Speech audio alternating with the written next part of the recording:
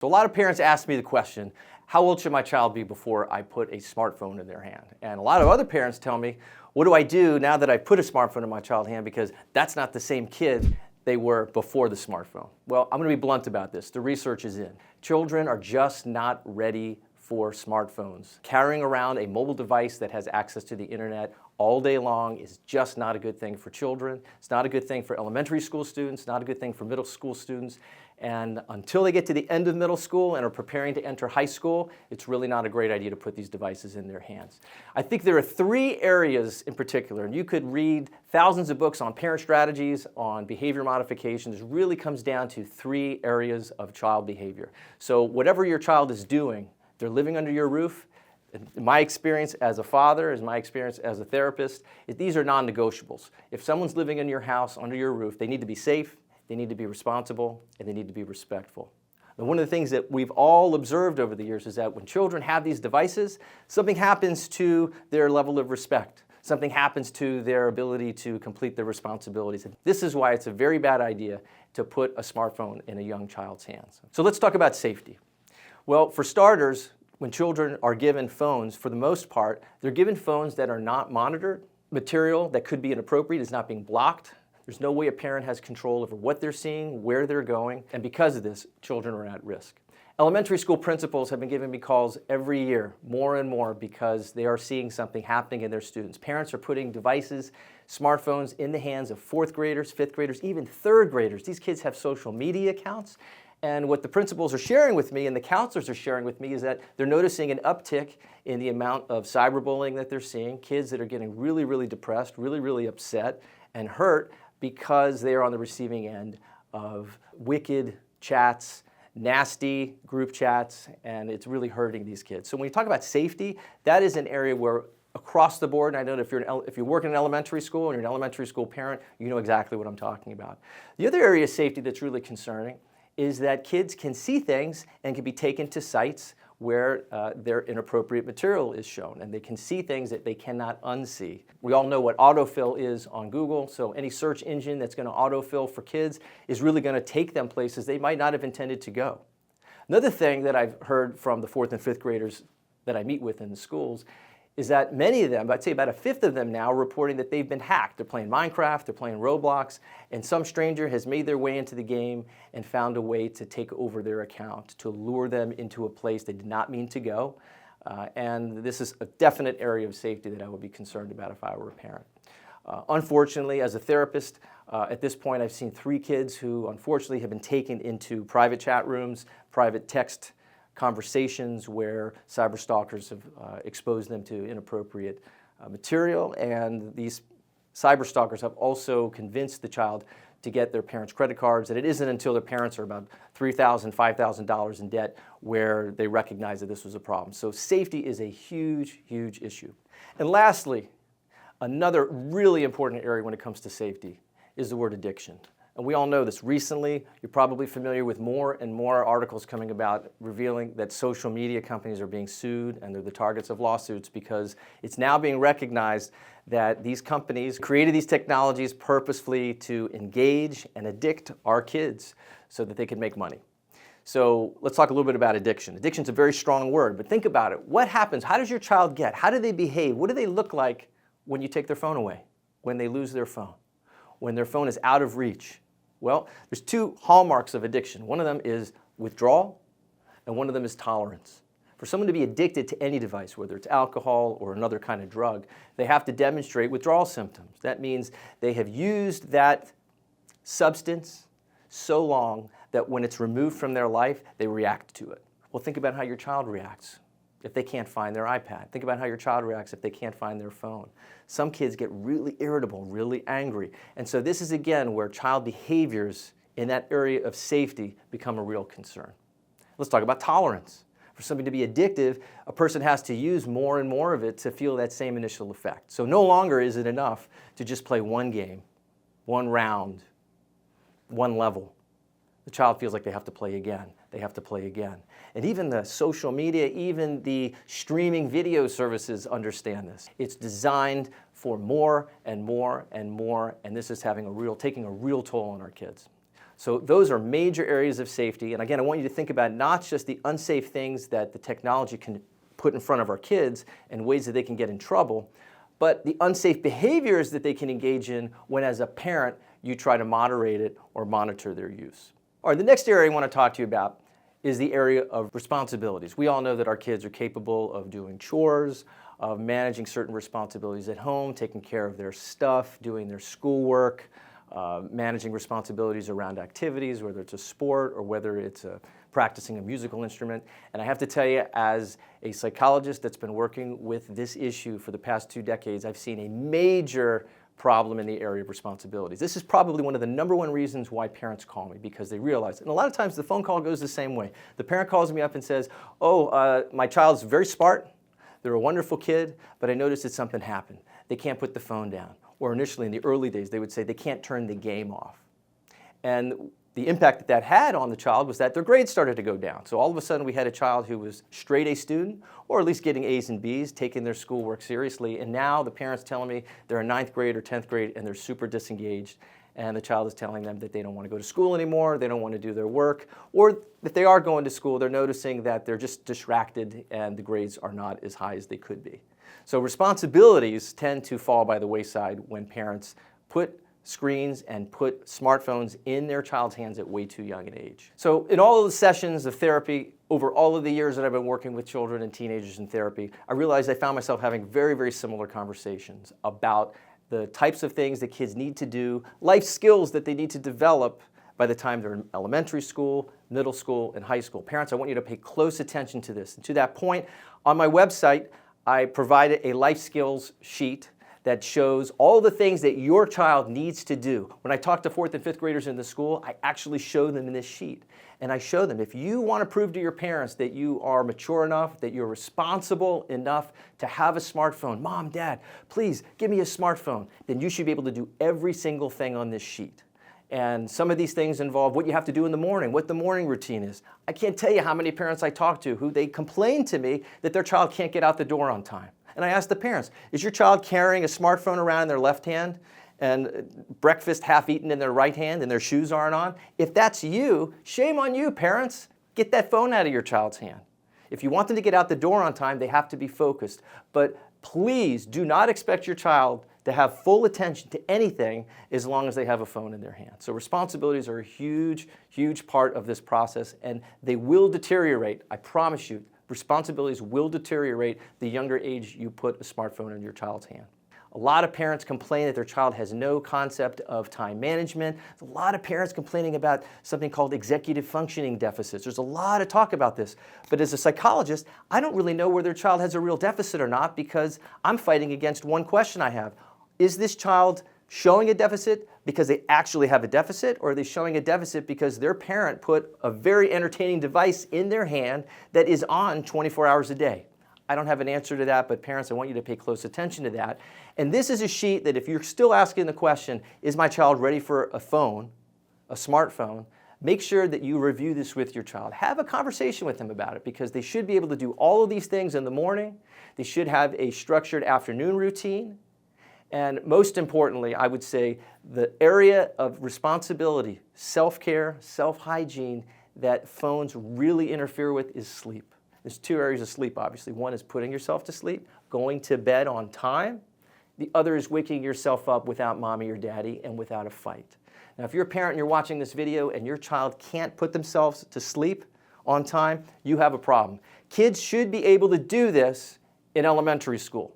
And some of you parents may be looking around saying, oh, my child can't wake themselves up. Well, if they can't wake themselves up and they can't go to bed on time by themselves in elementary school, help them do that. Teach them to do that. And one of the first things you're going to have to do, parents, is get the phone out of their room. Get the tablets out of their room. Get the rectangles, the television sets, the laptops, the desktop computers. Get it out of their room so that they can sleep. Some of you might be looking at me saying, well, how am I going to do that? Parents, you have to do it. By the way, let me define what it means to go to sleep. Okay? A lot of kids, and you know this. If your kids are watching this, they know exactly what I'm talking about.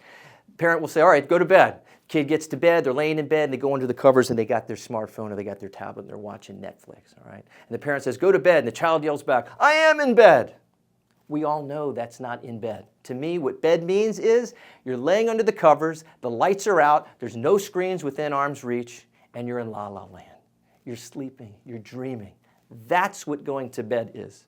And parents, you have to set a timestamp. You have to let the child know, this is what going to bed looks like, and this is the time at which you need to look like that. That's what going to bed is. And if you can't do that yet, or if you can't do that without a fight with your parents, you're not mature enough to have a device, because you're demonstrating that you can't handle one of the most functional, the most fundamental things that you need to do in your life, which is to give yourself, give your brain, give your body some rest. Now let's talk about the other end. What happens in the morning when it's time to wake up? Can your child wake up on their own? Or are you one of those parents that has to pull your children by their feet and drag them out of their bed? All right. Now, I will say this. Every once in a while, as parents, we all know we have to assist our kids with getting up. We do have to nudge them. We do have to remind them. We have to knock on their doors. But when it gets to the point where you have to pour cold water on your kid's head, where this becomes a daily argument, I would say parents, and I would say any young person that's watching this video, if this is you, you're just not ready for a smartphone yet, because you're demonstrating to your parent that, number one, you probably didn't get to bed on time. You didn't put yourself to bed on time. And two, you're not doing something that every human being eventually, if they're going to be successful in this world, has to do, which is wake up, and wake up on time. Okay? So if you can't do those things, you're not ready for a smartphone. So parents, I got good news for you. Check out this sheet, print it out, go to my website, michaelfraserphd.com, under Life Skills.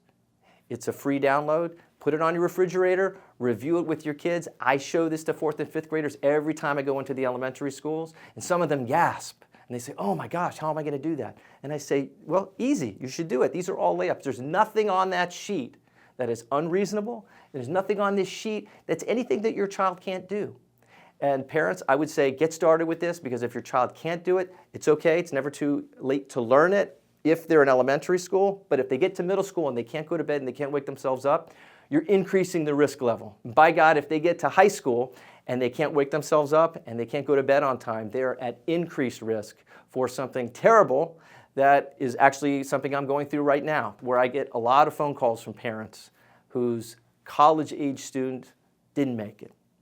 And this is a month, I've already gotten about 8 phone calls right now. My summer is filling up with parents who are not very happy because they're smart, nice. It has nothing to do with not being smart. It has nothing to do with being a bad person. It's just traceable to the fact that this young person never learned a very important skill of how to get to bed on time and how to wake themselves up. Because when you get to college, guess what? Mom and dad are not going to be there to knock on your door anymore. They're not going to be there to remind you to turn off your phone. They're not going to be there to pull you out of bed and wake you up and make sure you get to class. So this is why it's so important to make sure that these responsibilities are handled early in life. Elementary school, it's not too early. Middle school, you definitely have to have it down. And if you can do these things in high school, you're probably going to be a very successful high school student who's ready for college. Now parents, if you're looking at my life skills sheet, at the bottom right-hand corner, it says very clearly, if your child can't do these things, if they can't do the morning routine, the afternoon routine, and the evening routine without a fight with you, without an argument with you, there's nothing unreasonable on the sheet. If they can't do any of those things, or if they can't do all of those things, if your child can't do every single thing on that sheet, there's nothing unreasonable on that sheet. They're just not mature enough, and they're just not ready enough yet to have a smartphone. So go over that with them. And parents, I will say this is a very valuable sheet. This is a roadmap for how to answer that question, is my child ready? Okay, so now let's get into the area of respect.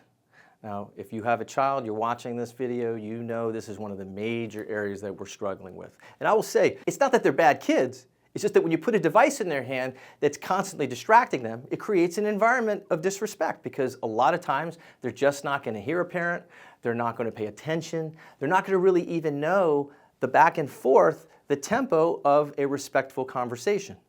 In fact, I'm not sure how many of you are familiar with the word phubbing. But phubbing is a phenomena whereby someone's in the middle of a conversation. Hang on one sec. Someone is, see what I just did right there? I just did live what happens to so many of us. Someone calls us, someone notifies us, someone texts us in the middle of a conversation. Hang on a second. This is more important than you, right? How many of you have been on the receiving end of phubbing? Phubbing is the combination of phone and snub. It's someone snubbing you because their phone notifies them. And I don't mean they're bad people. To be honest, I've probably done that myself more than once. But it's a function and it's an outgrowth of the fact that when you have a device in your hand that's constantly vibrating and buzzing and ringing, it is going to distract us. All right, so as parents, it's our responsibility to make sure that we have these conversations with our kids. When you put a phone in their hand, how are they going to be respectful around the limits of the phone? How are they going to be responsible around the use of the phone? Think about how phones are used around your house. Number one, do you allow smartphones at the dinner table when everybody's sitting around the table? We all know that a lot of kids, they're not really interested in watching the television when they're eating a bowl of cereal or when they're having lunch or dinner at the table. If they're by themselves, they'll plop up their phone right in front of them. They'll watch a show, they'll watch some videos. But when you're around the table as a family, what does that look like? Walk down any city street and you'll see people on sidewalk cafes staring at their phones rather than having a back and forth conversation. People on dates, families at the dinner table, kids plopping up smartphones, plopping up iPads at the dinner table. I have to tell you, I don't like that because it's teaching our children not to have a conversation, not to engage with us in conversation, but it's teaching them to disengage and to settle into their own internal world. And I don't think that it's necessarily a good idea.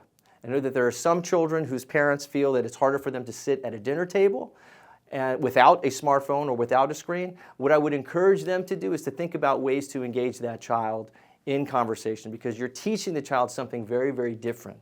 And so when it comes to communication and smartphones and smart devices, it is important as parents that we teach our children, that we monitor how they're communicating, not just with the phone in their hand, but how they're texting, how they're group chatting, how they're group texting, how they're communicating through social media, to make sure, again, this kind of loops back to one of my other points earlier, that they're doing it safely, that they're doing it respectfully. Bullying is a combination of unsafe and disrespectful. It's hurtful, and we want to make sure that children understand and that we can have that conversation with our kids frequently if we're noticing that they are being more disrespectful. Another area of respect is respecting limits. So let's talk a little bit about the nightly argument, parents. You know exactly what I'm talking about. This is the nightly conversation with our children. Hey, it's 9 o'clock. Hey, it's 10 o'clock. Hey, it's 8 o'clock. Whatever time your kid should be going to bed. Remember when we talked about that in responsible? What does it look like in your house when it's time to hand over the phone, to turn off the phone? Does that become a disrespectful encounter? Well, I'm going to say one thing. I think that parents, if you can get to a point where you can just put your hand out and say, in 5 seconds, I want that device in my hand so you can go to bed. If your child can't do that, that's disrespectful. There's something wrong there. There's something addictive going on there. They should be able to put that phone in your hand within 5 seconds. Now, if there's an emergency, if they're waiting to hear from somebody, that's a different issue. But for the most part, a parent should be able to say, hey, it's time for bed, put their hand out, and the child should understand that social contract, hand that phone over without a problem. And if you can have that in your house, then I would say you've got a respectful agreement, and there's no issue around having that smartphone. But if a child can't do that, really, we got to take a step back and look at what's going on. Why can't your child hand over that phone? Are they addicted to it? Are they feeling those symptoms of withdrawal from this device? And that's a pretty insidious process that's going on. So as parents, really pay attention to that. But respecting limits at the dinner table, respecting limits around handing that phone over at the end of the night. And really, by the way, and if you're a young person and you feel like you need to have that phone next to your bed, by the way, you really don't. You shouldn't have that phone within arm's reach. And a lot of teenagers, they're going to say to the parents, but I need that phone. I need to have my music. I need it for an alarm clock. Okay, look, the reality is there are alarm clocks you can purchase. There are other ways that you can listen to music. Okay, parents, please do not fall for that. And one of the last things I want to mention about respect is really want to make sure that our kids learn to respect themselves. They are not their devices. The devices should not own them. The devices should not be their master. They should be in control of their devices. So really, if this device is in control of your child, they're really not respecting themselves. So you want to make sure that you have that conversation with your child so that they can respect the limits of their own freedom, so that they can understand how to turn it off, and that they have the ability to turn it off when they need to get their work done, when they need to take care of their bodies and their minds by getting a good night's sleep, and when they want to take care of their relationships by actually paying attention to the other person that they're talking with without being distracted all the time.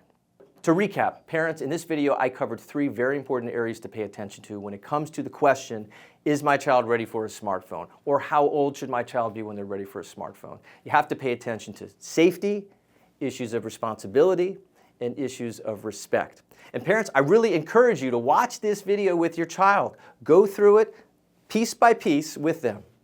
Have a conversation about it. Make sure that they understand the limits, and I hope this is helpful. And I'll see you in the next video.